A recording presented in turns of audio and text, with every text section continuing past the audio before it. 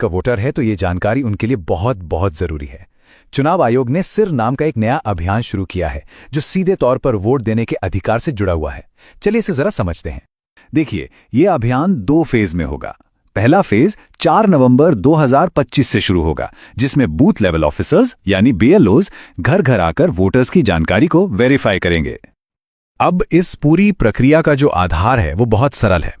2025 की जो voter list है उसकी तुलना सीधे सीधे साल 2002 की लिस्ट से की जाएगी और इसी तुलना के आधार पर हर वोटर को ए से लेकर एफ तक 6 अलग अलग कैटेगरीज में बांटा जाएगा। मतलब 2002 की वो लिस्ट ही एक तरह से सब कुछ तय करने वाली है। तो सवाल ये उठता है कि किसी को कौन सी कैटेगरी मिलेगी। इसके लिए 2 मुख्य चीजें देखी जाएंगी। पहली, वोटर की उम्र, और दूसरी, 2002 की वोटर लिस्ट में उनके परिवार का नाम है या नहीं। ठीक है, तो सबसे पहले ग्रुप को देखते हैं। ये वो लोग हैं जिनकी उम्र 38 साल या उससे ज्यादा है, यानी जिनका जन्म 1 जुलाई 1987 को या उससे पहले हुआ है।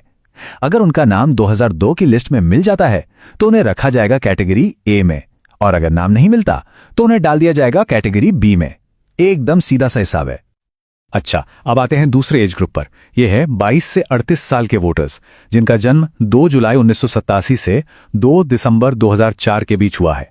अगर इनके माता या पिता दोनों में से किसी एक का भी नाम 2002 की सूची में है तो उन्हें मिलेगी कैटेगरी सी। लेकिन अगर माता पिता दोनों में से किसी का भी नाम उस लिस्ट में नहीं है तो फिर उन्हें कैटेगरी डी में रखा जाएगा। और आखिर में बात करते हैं सबसे यंग वोटर्स की, यानी 18 से 21 साल के वोटर्स की। यहां पर नियम थोड़े और सख्त हैं। इन्हें कैटेगरी ई में आने के लिए माता और पिता दोनों का नाम 2002 की लिस्ट में होना जरूरी है।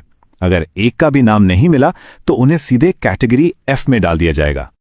तो ये जो A B C D categories हैं, इनका आखिर मतलब क्या है? इसका जवाब मिलता है हमें दूसरे फेज में।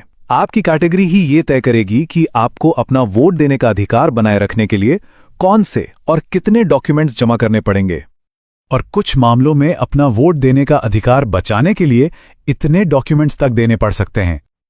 चलिए इस टेबल को जरा ध्यान से समझते हैं। अगर कोई कैटेगरी ए में है तो बहुत बढ़िया, उन्हें कोई प्रूफ नहीं देना होगा।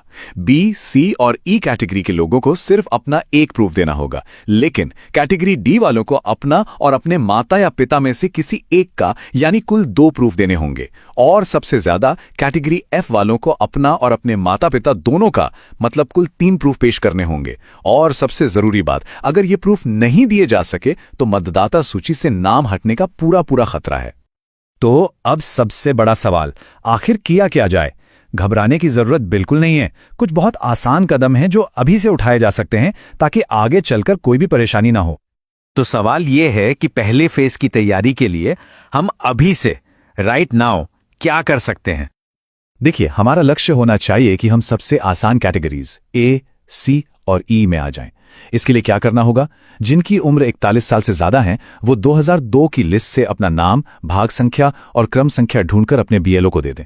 जो 21 से 38 साल के हैं वो अपने माता या पिता में से किसी एक की 2002 की लिस्ट की जानकारी अपने बीएलओ को दे दें। और जो 18 से 21 साल की युवा वोटर हैं वो अपने माता और पिता दोनों की 2002 की जानकारी निकालकर अपने बीएलओ को दे दें। एक बात याद रखिए, अभी से ये थोड़ी सी मेहनत करने का फायदा बहुत बड़ा है।